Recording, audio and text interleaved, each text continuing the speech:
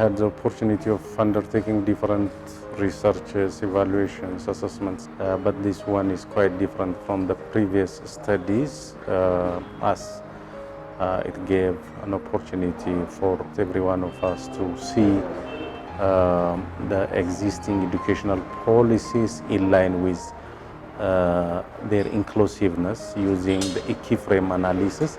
The keyframe analysis is new in its nature, and we try to see the different policies that are currently under use in the country in the arena of education. So when I am saying a keyframe analysis, it is a tool to see if a policy is inclusive or not. Yeah.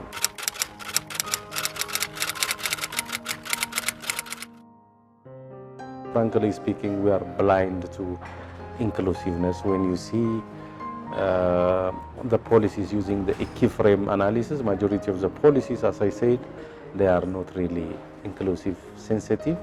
So the findings will definitely help almost all of the actors in the education whenever they are going to make an evaluation of the policies, or whenever they are going to devise formulate new policies. I think they can consider the findings that were identified in examining the current policies using the keyframe analysis.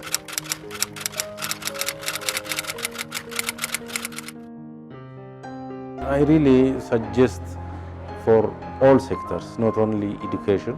I think it can be possible to use it for livelihood, for education, as well as for health.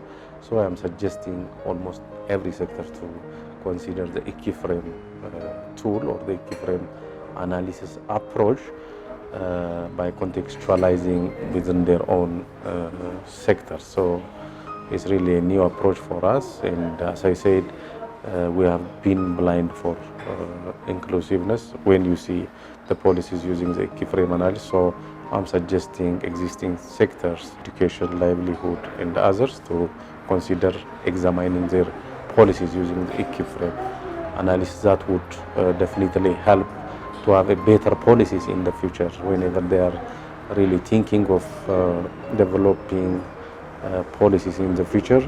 They need to see those policies using the keyframe analysis, and that would help them to include the core concepts which I said, which really can work for all the vulnerable groups.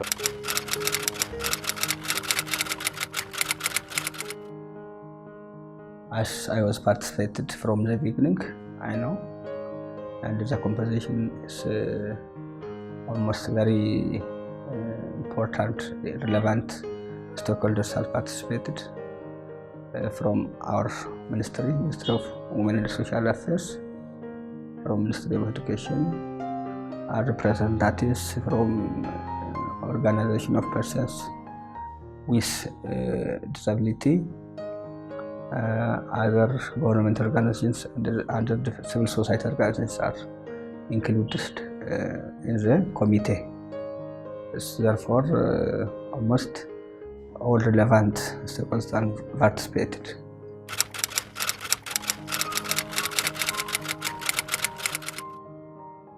Overall, the assessment procedures are managed and led, directed by the committee.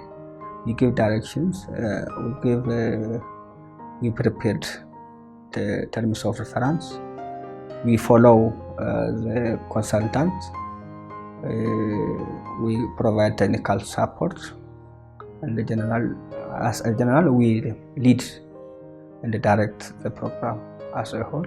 Also, when we are conducting a committee meeting, it is chaired by me.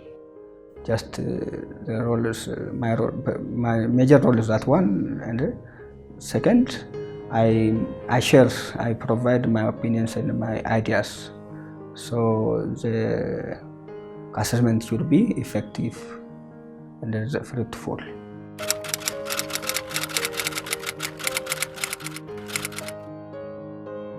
Before we go into the development of the advocacy strategic document development, we have been getting, we had an opportunity to see what we have as a gap in the policy.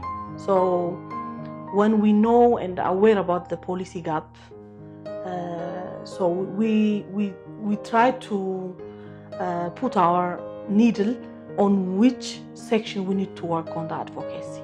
So we identify the advocacy places where we should stand, and also where we should contribute, where we should develop our strategy. So between this, we have got a link between the strategy document, the advocacy strategy document development, and also the policy gap. So when we know clearly about the policy gap, we can come up with a solution with advocacy strategy document. So this is the link we have got between the policy gap and also the strategy document.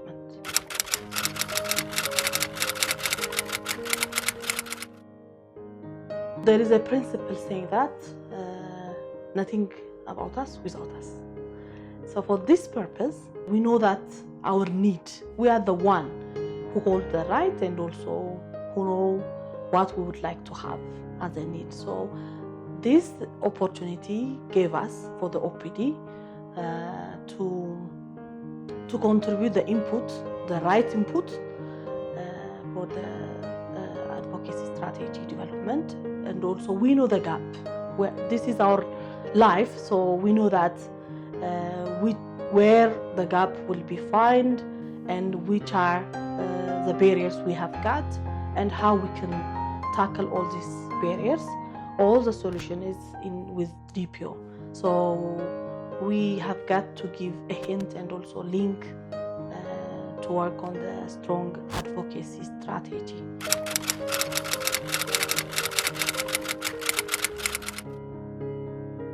On the advocacy strategy, we were come together, all the OPDs were together and sit to discuss on different issues and also specifically on inclusive education. And on that process, we have got a chance to design our roadmap for our advocacy and also activities in different actions.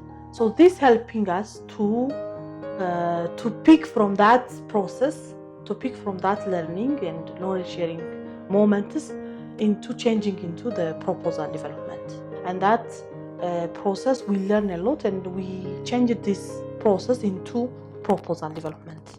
And we have the proposal development. The proposal development was very easy because we already developed in that process and actively participated in that discussion. And then when we come to the proposal, it was easy. Based on the proposal provided by the HI team, we were trying to develop a very good proposal, and we have got the chance to get that proposal. We win the proposal, and we are expecting now the grant to process and also to implement new activities based on our advocacy strategy.